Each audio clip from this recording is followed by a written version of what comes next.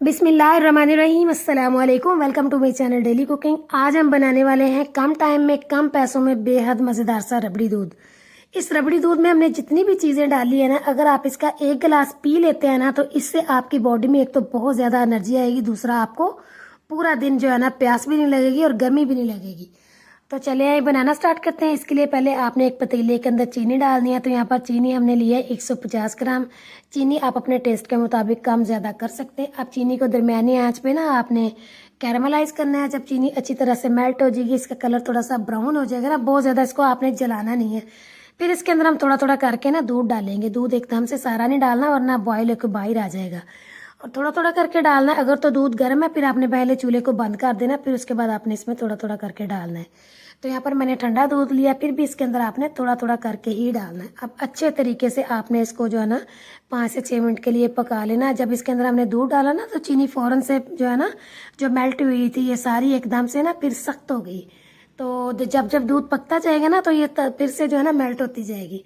तो देखिए इसका कलर भी चेंज हो गया। अब अच्छे तरीके से ना इसको हमने पहले पका लेना। जब थोड़ा सा गाढ़ा हो जाए, फिर आपने एक प्याली के अंदर दूध लेना। इसके अंदर आपने डालना है 1 साशा वनीला कस्टर्ड पाउडर।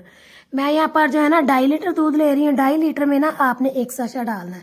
अब अच्छे तरीके से ना इसको आपने मिक्स कर लेना है। मिक्स करने के बाद फिर आपने क्या करना है कि थोड़ा थोड़ा करके इसके अंदर आपने डालना है। आँच को आपने मीडियम रखना है। साथ साथ आपने ना चम्मच को चलाते रहना, ताकि इसमें कोई गुठली कोई लम्स वगैरह ना बने।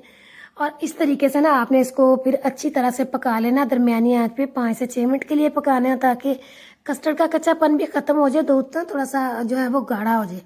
इस तरह से ना आपने चम्मच को चलाते रहना, इसको अच्छे तरीके से आपने पका लेना। बस फिर जब दूध थोड़ा सा गाढ़ा हो जाए, देखिए आप इसकी कंसिस्टेंसी देखें, इस तरह का ना इसको होना चाहिए। तो काफ़ी ज़्यादा ये गाढ़ा हो चुका। अब आपने क्या करना है कि एक प्याली के अंदर आपने 100 ग्राम खोया लेना है। खोया ऑप्शनल है, अगर है तो डालें वरना स्किप कर दे। डालेंगे ना तो इससे आपका रबड़ी दूध बहुत मज़े का बनेगा। अब इसके अंदर ना आपने गर्म दूध डालना है। अगर आप खोया डायरेक्ट सारे दूध के अंदर डाल देते हैं ना, इसको मिक्स करते हैं, तो ये जल्दी मिक्स नहीं होगा। तो अगर आप इसको प्याली के अंदर डाल के इस तरह मिक्स करेंगे ना, तो ये जल्दी जो है ना मिक्स हो जाएगा। तो देखिए अच्छी तरह से ये मिक्स हो चुका है। बस अब इसको ना हमने दूध के अंदर डाल देना है। डालने के बाद ना मज़ीद इसको आपने 2 से 3 मिनट के लिए अच्छे तरीके से पकाना, ताकि पूरे दूध के अंदर ना अच्छी तरह से ये मिक्स हो जाए। तो बस फिर जब खोया 1 से 2 मिनट अच्छी तरह पकने के बाद दूध के अंदर अच्छे से मिक्स हो जाएगा ना, फिर आपने चूल्हे को बंद कर देना। इसको पहले आपने रूम टेम्परेचर पे ठंडा करना है। फिर उसके बाद ना आपने इसको फ्रीज़र में या फ्रिज में रखना है। पहले आपने गर्म दूध को फ्रीज़र या फ्रिज में नहीं रखना। अगर आप इसको इसी तरह गरम गरम को रख देते हैं ना, तो ये पानी छोड़ देगा।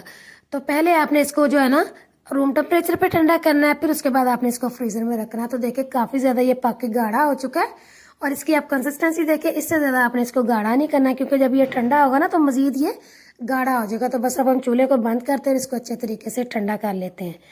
तो देखिए जी ठीक 2 घंटे के बाद ना बहुत ही बेहतरीन सा दूध जो है ना ठंडा होगा। देखिए ठंडा होने के बाद कितना ज़्यादा ये गाढ़ा हो चुका है। तो बस अब आपने क्या करना है कि एक बड़ा बाउल लेना है। बाउल के अंदर हम डालेंगे ढेर सारी बर्फ़।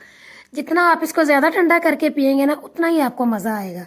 तो यहाँ पर जो है ना बाउल के अंदर पहले काफ़ी सारी बर्फ़ डालेंगे, फिर उसके बाद हम तुखमलंगे डालेंगे। तुखमलंगे जितनी आपको पसंद है ना, आपने उस हिसाब से इसके अंदर डाल देनी है।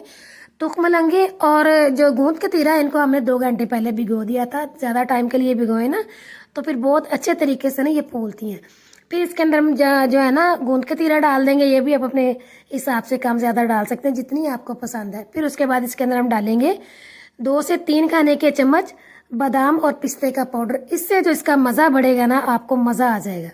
इतना कमाल का इसका जायका होता है। तो इसके बाद ना फिर इसके अंदर हम डाल देंगे तैयार किया हुआ रबड़ी दूध। और देखिए अभी से ये कितना कमाल का लग रहा है। तो बस इसको ना हमने अच्छे तरीके से मिक्स कर लेना है, और यकीन जाने इतना ये कमाल का बन के तैयार हुआ है ना, कि जब आप इसको पिएंगे ना तो आपको मज़ा आ जाएगा। तो चलिए पहले ना इसको हम अच्छे तरीके से मिक्स कर लेते हैं, फिर उसके बाद ना इसकी हम आपको फाइनल लुक दिखाते हैं कि ये किस तरह का बनकर तैयार हुआ। तो देखिए अभी से ये कितना कमाल का लग रहा है। तो जब आपके घर में कोई गेस्ट वगैरह आ जाते हैं ना, तो उनको सर्व करने का भी तरीका मैं आपको बताती हूँ कि किस तरीके से आपने अपने मेहमानों को सर्व करना है। आपने क्या करना है कि आपने गिलास लेना है, चाहे जितने भी आपके घर में गेस्ट आ जाते हैं, 1 या 2 या 3 जितने भी। तो आपने क्या करना है कि पहले गिलासों के अंदर ना इस तरह से आपने तुखमलंगे डालनी है थोड़ी थोड़ी। फिर उसके बाद आपने इसमें थोड़ी थोड़ी जो है वो गूंद कतीरा डालनी है।